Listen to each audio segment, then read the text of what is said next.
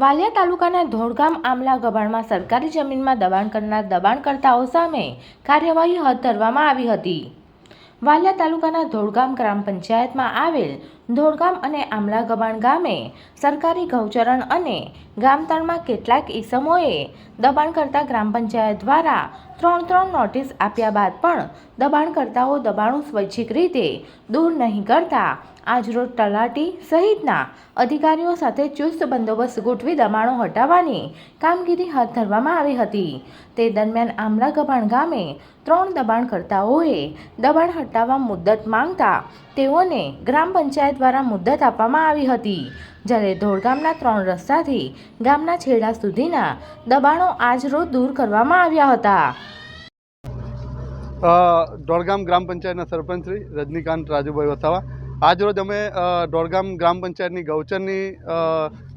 દબાણ જે કર્યું છે તેમાં અમે 3 નોટિસ બજાવી હતી અને સ્વૈચ્છિક એમને જગ્યા ખાલી કરવા માટે અમે એમને નોટિસ બજાવણી કરી હતી, પણ ત્યારબાદ પણ નોટિસની એ નહીં કરતા અને દબાણ દૂર નહીં કરતા આજરોજ અમે પંચાયત દ્વારા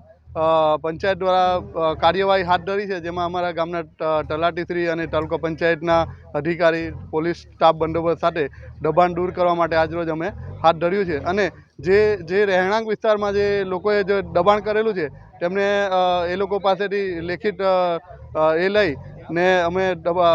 મુદ્દત એ લોકોએ માંગી છે, તેના અનુસંધાને વિચારણા કરવા માટે વિચાર્યું છે કે જે અગાઉ ચોમાસું આવતું હોવાના કારણે વિચારણા કર્યું છે।